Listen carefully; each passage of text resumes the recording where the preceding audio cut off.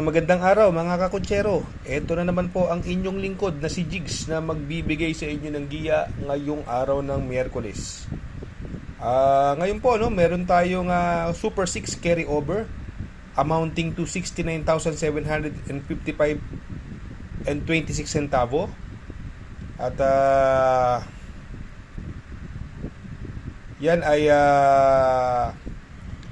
iki-carry over dyan sa race number 7.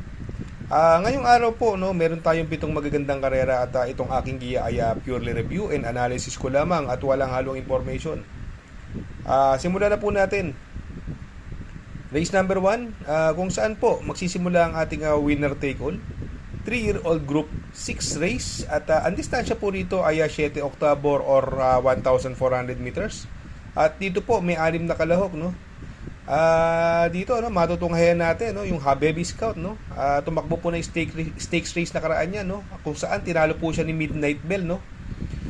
Pero itong si Habibi Scout, nung nanalo po ng kanyang unang maiden race, nagpreba po yan ng 1:13.6, which is siya po ang may best time sa mga tatakbo dito no. Papatubayan na po siya ni Jan Alvin Guse no. At sa tingin ko pwedeng magbigay ng magandang laban sa kanya. Ito, gumanda lang po ang lundag no. Yung numero 3 na si Isabel na sasakyan ni Abrea. Itong si Cole Strite nung karera, ang lakas na remate nito no. Kaya lang hindi naman masyadong malalakas yung nakalaban niya. Pero para sa akin itong race number 1, magdadalawa po ako diyan. Doon ako sa numero 1 Habibi Scout at panigundo ko naman po numero 3 Isabel. Sa race number 2, kung saan po magsisimula po ang Pick 6, Pilracom Rating Based Handicap System Race, Class 5, 5 non-placer. Distance is 1,200 meters at dito po may 6 na kalahok. Dito po no, possible scenario no, maraming mabilis dito no. Andiyan yung Panday Pira, si Sky Magic, Bullet at si Iron Hook no. At ito si Iron Hook no, bagong baba ng rating basis po ito. At sobra naman ang baba na nito no. Halos grupong pinakamababa na ito no. Samantalang dati tumakbo pa ng sweepstakes yan at nagpapanalo pa po yan. Pero ito grabe na po ang binaba ng kabayong ito, si Iron Hook no. Ito pwedeng rumimati po diyan no, pwedeng sumunod no. Ito wala pang labas ito no, yung numero 3 na Asong 4G no, nasasakyan ni RJC Tabor no. Sa tingin ko yan ang malalyamado diyan, yung Asong 4G no.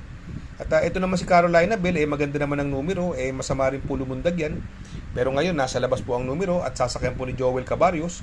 Pag maganda lundag nito, sa tingin ko malaki tsansa po niya ni Carolina Bell no. Kaya dito sa race number 2, magtatatlo po ako diyan. Doon ako sa numero 3, Asong 4G at panigundo ko po numero 6, Carolina Bell at isasama ko pong pandihado. Baka sakali numero 5, Iron Hook. Sa race number 3, kung saan po magsisimula ang Pick 5, Pilracom Rating Based Handicap System Race, Class 5, 6-10 split. Distance is another 1,200 meters at dito po may 8 kalahok. Dito sa kayarang ito no, kung mapapansin natin no, bagong baba ng rating basis po ito no, yung numero 5 si Happy Kid no, na papatnubayan ni Patty Dilema. Gamay na gamay niya po yan. Kung mapapansin niyo tong karerang ito, walang masyadong mabilis kundi siya lang. Sa tingin ko wala nang pauunahin yan. Bukod kay Golden 8 no, mas iba ang area nito, Happy Kid basta labas. Sa tingin ko no, pwedeng makalaban niya dito no, yung numero 4 Sunshine June na sasakyan ni NC Lunar no. Sa tingin ko yan ang mahigpit na makakalaban niya. Ito Celebrity, may panalo rin po yan no. Malaki tsamba niyan si Celebrity. Pero dito no, sa race number 3 magdadalawa po ako diyan no. Doon ako sa numero 5 Happy Kid. Panigundo ko naman po numero 4 Sunshine June. Sa race number 4, Pilracom Rating Based Handicap System Race, Class 6-10 split. Distance is 1,200 meters at dito po may 8 kalahok. Dito no, ito bagong baba ng rating basis po ito no. Ng group rating basis tong numero 3 Rainy Days no. Makibalita lang po kayo sa mga koneksyon. Sa tingin ko sobrang lamang po yan basta labas. Papatnubayan po ni BJB Calyeta no. Lamang na lamang po yan basta labas. Ngayon kung hindi maganda ang maging balita, ito pwedeng magproteksyon. Yung memory of the sun, ang ganda po ng numero no? Masama rin po lumundag yan Pero ngayon medyo maganda numero. Pag maganda lundag may tsamba po yan. Ang pwedeng magdala ng unahan po dyan yung Sky Plus. Aida's Pet, no, at saka si Lady of Peace, no, pwedeng magkalutsahan yung tatlong yan. Pero dito, no, basta labas yung numero 3, pwedeng suluhin po yan. Makibalita po kayo. So, pwedeng suluhin niya rainy days. Pero kung hindi maganda balita, yung numero 7, Memory of the Sun. Kaya dito sa race number 4, magdadalawa po ako dyan. Doon ako sa numero 3, Rainy Days. At panigundo ko naman po, numero 7, Memory of the Sun. Sa race number 5, Pilracom Rating Based Handicap System Race, Class 4, 16 to 21 split, 1200 meters is the journey, no? At dito may 8 kalaw. Dito ang daming mabilis, no? Ito galing sa panalo, Noble Promise, mabilis po yan. Si Super Spunky, may tulin din po yan, Upscale Bell at si Grand Jackpot. Pero si Upscale Bell lately, sinusunod lang po yan. Si Super Spunky, galing din po sa panalo. Giselle's Princess, yan, may tulin din po yan, mga kakutsero, no? At ito, si Moment of Truth, no? From John Paul Guse, binigay na po kay Jan Alvin.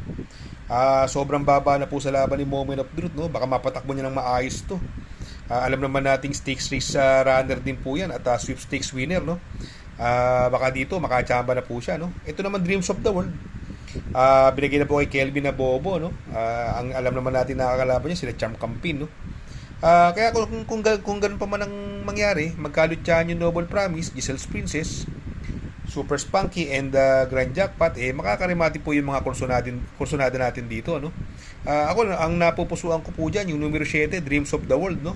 At ang panigundo ko naman po dyan, yung marunong ng isunod, numero 6 na si Upscale Bell. At syempre, isasama natin pandeado since Jan Alvin Gusi nasakay, yung numero 4 na si Moment of Truth. Sa race number 6, penultimate race, Pilracom Rating Based Handicap System Race, Class 5, 11 to 15 split.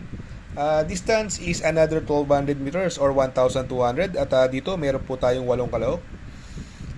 Dito sa kayarang ito, maraming mabilis, no? Andiyan yung Only Burn, no? Hang Loose, Axis Deviation, no? Red, White, and Blue, galing po sa panalo yan, no? Pero sa mga mabibilis na yan, si Hang Loose sa may best time dyan, no? May 1.13 media po yan, no? Si Raga Mapi naman, ito, bagong baba ng rating basis po ito. Gamay na gamay po ni BJ Galleta, kaya lang medyo mababa yung numero. Baka matabunan ng matabunan. Itong spaghetti pababa, gamay naman po ni Conrad Henson, pwede pong makarimati rin. Si Johnny Bunny naman, ang ganda ng numero, nasa labas, no? Pwedeng magandang dihado po yan, si Johnny Bunny, Pero ako, no, pipiliin ko po dito, no, kung ako ang tatanungin, no. Since baka magkalutsahan nga po, magkatotoo yung ating hula, ang pipili ko po dyan, numero 1 ko, Raga Mapin. Panigundo ko naman po, yung numero 5, Andy Byrne, at isasama ko pong pandiyado, numero 8, Johnny Bunny. Sa race number 7, sa last and final race, Pilracom Rating Based Handicap System Race, Class 5, 11 to 15 split. Distance is 1,200 meters. At dito po, may carry over po tayo ng Super 6, no? Amounting to 69,755. At dito, may 8 kalahok. At itong karerang ito, mahiwaga po ito. At halos lahat may panalo. Sa tingin ko, may mga panalo dyan. Ito, nagpagpag lang ng kalawang, no? Segundo dumating. Yung numero 1, The Price is Right. Itong numero 2 naman, si Madam Ruby, ang lakas bumenta nung nakaraan nito, no? Mukhang sinubukan na to. Pero kung mahusto to, magandang dihado po yan. Gamay po ni Patty Dilema yan. Itong Top Feeling, always in the money, no? Nakakadalawang segundo na po itong si Top Feeling. Dalawang sunod na laban niya, no? Ito naman si Gugma, napupunto po ito, gamay po ni Christian Advincula, no? Kaya dito sa karerang ito, no? Sa tingin ko, magtatalo din po ako dyan, no? Since parating naman po. Doon ako sa numero 5, Gugma. Panigundo ko po, yung numero 1, The Price is Right. At isasama ko pong pandiyado. Ito, meron na to, yung numero 2, Madam Ruby. Shout out nga pala kay Sir Pax ng Barkadahan OTV. Located po siya sa 1139 New Antipolo Street, Corner Vargas. Malapit lang po sa Abad Santos, yung bagong ginawang tulay. Very convenient and attentive po ang mga tao. Pwede po kayong mag-EB at party while betting on racing. Baka magawi kayo dyan sa Herrera, Corner Oroqueta. Andyan po ang Pipay's Halo-Halo. Ang isa sa pinakamasarap na halo-halo at homemade lahat ng ingredients po dyan. Ultimo Ice Cream. Tabi lang po yan ng Pares at tatapat po ng kapihan. Shout out kay Sir Arnel Mendoza. Please support his channel. Shout out po Sir Arnel Mendoza. Good luck mga kakutsero. Sana po matapat ang ating giya at yung mga nakasunod, sana po ay magsitama po kayo. Ako yung makikiusap lamang at makikisuyo sa inyo na please like, share, subscribe, and hit the notification bell para update kayo sa aking mga giya. Good luck po and happy racing!